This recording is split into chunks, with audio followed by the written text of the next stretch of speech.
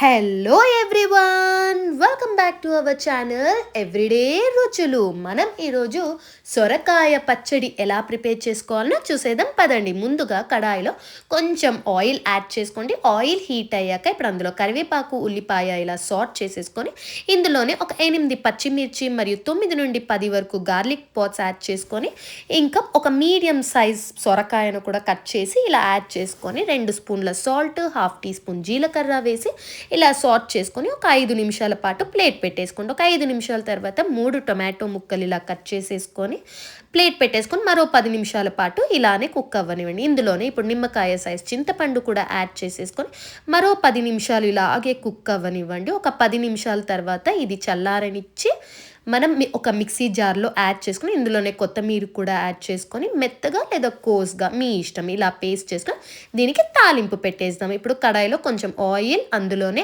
ఆవాలు చిటపటలాడాక కరివేపాకు, ఎండుమిర్చి వేసి ఈ తాలింపు మొత్తం ఈ సొరకాయ పచ్చడిలో వేసుకొని మంచిగా ఒకసారి మిక్స్ చేసేయండి. చూడండి, చూస్తుంటేనే మౌత్ టెంప్టింగ్ లాగా ఉంది కదా, టేస్ట్ కూడా అద్దిరిపోతుంది. వావ్, చాలా బాగుంది. అన్నంలో ట్రై చేయండి. Thank you so much.